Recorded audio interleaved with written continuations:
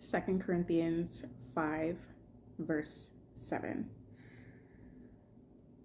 For we live by believing and not by seeing. Pretty much meaning walk by faith and not by sight.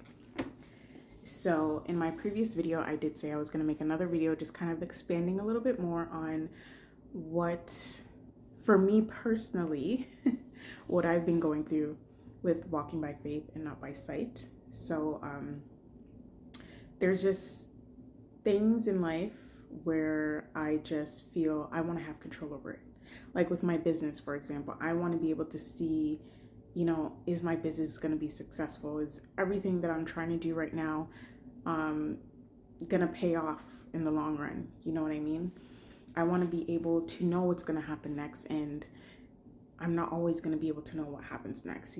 I just have to, if I really trust and believe that the Lord will bless me and the Lord will guide me to where I need to go, and He will flourish my business and have it reach far and wide, then I really just have to have faith and not going by sight. Oh, because I don't see any progress does not mean that there's nothing happening on God's end. It does not mean, that's like when you plant something, right? When you plant a seed, you can't see all the work that it's doing beneath the soil, right? Unless, like, I don't know, if you're into science and you want to put it inside like a clear tank and like see the process of it growing. But even then, still, like, it's like a seed. You plant the seed, you can't see what's happening underneath. You cannot know all the work that that little seed is doing, and all the dirt, everything that's inside the dirt that's helping the seed to flourish, and even you watering that seed to help it grow into a beautiful plant. That's pretty much how faith works. You may not be able to see the work that God is doing, but just have faith that He's working, and you will see that work. And it's a teamwork thing. As long as I do my part, I know that He'll do His part. As long as you do your part, just have faith that He'll do His part, because our life is already mapped out to how it's supposed to be and how it's supposed to go. We just have to trust and believe that, God won't steer us in the wrong direction. Some things might happen in life where we probably don't understand why it happens, but God knows why. But literally, God only knows why. We won't ever fully know or understand why. So, and even I'm considering homeschooling my daughter, because I just feel that the education system within my city is not the greatest, and I feel I would be a much better teacher. But this is where I also have to practice patience a little bit more, just so I have more patience with her and just teaching her certain things. And even for me, it's also a way for me to relearn just like the subjects that I'm going to be teaching her, and also making things fun. So I was just kind of talking to the Lord like last week one night, and I was just letting Him know of my worries and what was making me anxious, and not knowing if homeschooling would be the right choice for her. Even though it's something that we both agreed on, it's not like it's something I'm forcing onto her. Like, I suggested it, and she's like, yeah, that would be nice. Like, I wouldn't mind. I would like to homeschool. So and homeschooling is something that I actually wanted to do ever since she was little, but I never actually did the work on my part that I needed to do in order to have the tools and the supplies to actually homeschool my daughter. But now I'm taking it much more seriously. I do feel like the schools are like failing our kids in terms of how they teach them. Them being on Chromebooks throughout the entire day, pretty much, I feel like that's not helping them. I feel their penmanship, handwriting is not that great, to be honest. They took cursive out the schools. They hardly do any actual paper assignments. I feel like the most paper assignments they probably do is like art assignments. And I don't want my daughter learning like that. You know, when I was a kid, I feel like the more you write, the more you are able to remember. And like when you write it down, then you have those worksheets that you did and you could go back to it and look at it and study it when you have a test. They don't really do that. And I don't even feel like they even enforce studying. They don't enforce like taking notes, like, you know, get out a notebook, take out a sheet of paper, anything, and take out a pencil and, you know, take notes on what it is that you're learning. But because it's on a Chromebook, it's like, oh, they could go back and they could have a look over it. But I'm just like, I guarantee a lot of the students are not doing that. So I just really, really, really want to take action and actually homeschool my daughter. I was feeling anxious because I wasn't sure, right? Because I don't know what life is going to be like next year. I don't know what my finances are going to look like. I don't know how my business is going to be. I don't know if I'm even going to be like, if I'm going to have a job, but I have to trust that God is going to take care of everything for me. Um, he's brought me this far, so I have to trust and believe that He will bring me to my next destination, and I won't have to worry about anything. You know, for all I know, He could be working out that my business takes off and it starts to grow rapidly, and I just don't know that. But because I don't see anything happening right now on this end, I just feel like, oh, maybe nothing's gonna happen. But it's like, that's a poor mentality to have. You know, I shouldn't think like that. I should be, you know, again, trust and have faith. Just because I'm not seeing anything does not mean works are not being done. Faith without works is dead, right? So God is working and I need to be working too. And I need to have faith along with that work in order for things to happen. So I know I say a lot. It's something I want to stop doing. However, yeah, homeschooling is just something that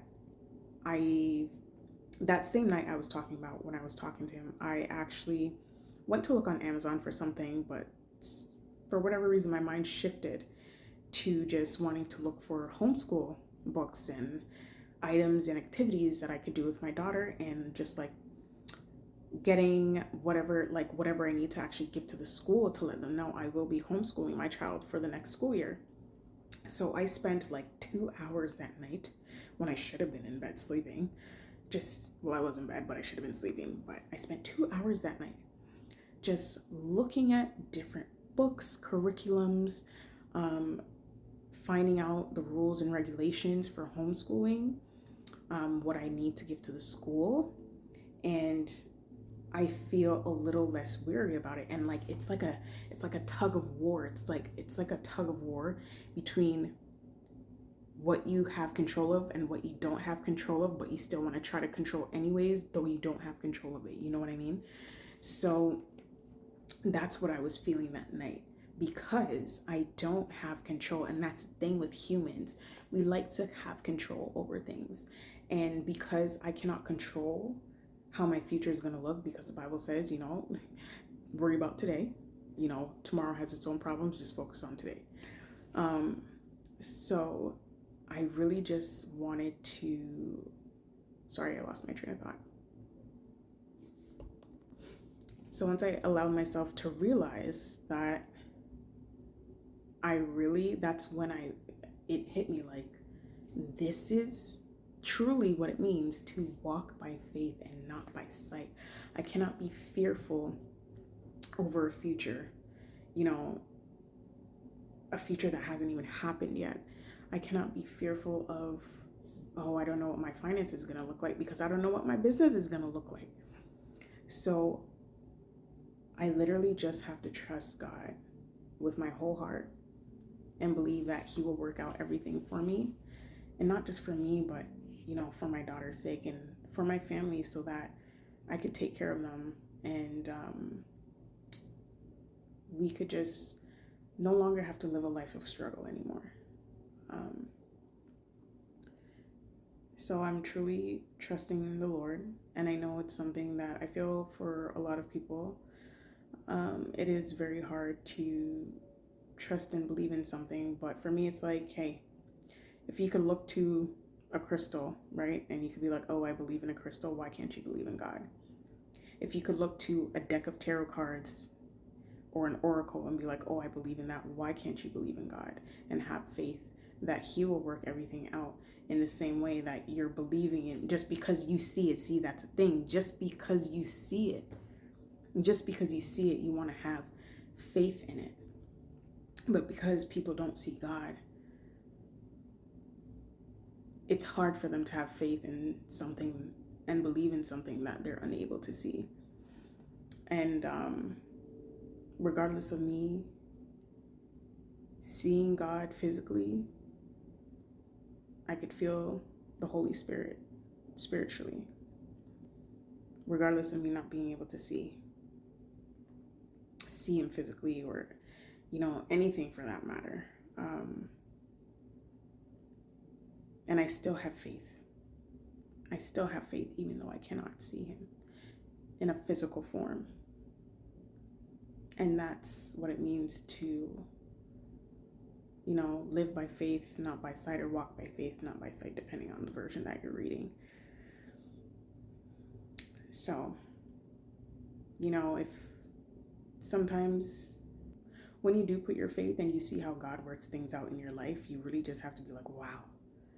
Like, you will get amazed, like, wow, I can't believe this actually worked out. You know, I put my faith in him and it worked out exactly how he knew it would work out. Not even how you know, but how God knew it would work out. Because we need to not lean on our own understanding of things and our expectations of what it's supposed to be like. So remember to walk by faith and not by sight. And I just wanted to share my experience with it, just with like those two examples of just my business and homeschooling my daughter for the next school year next year. I may not know what's going to happen, but it's not up to me to know what's going to happen next. That's why I just have to have faith that God will take care of everything and work everything out for the good, for our good. Romans 8:28. And I just kind of want to read that exact verse because I love that verse, especially watching Manifest. That's like the main thing. Flight 828, right? So Romans 8:28. And that's, here we are. 8, sorry. Pardon me, just give me 1 second. 8:28. And we know that God causes everything to work together for the good of those who love God and are called according to his purpose for them. And with that verse, I'm going to end off this video, and I hope you guys have a wonderful and blessed day, and I shall see you guys in the next one. Don't forget to like and subscribe if you enjoyed this video.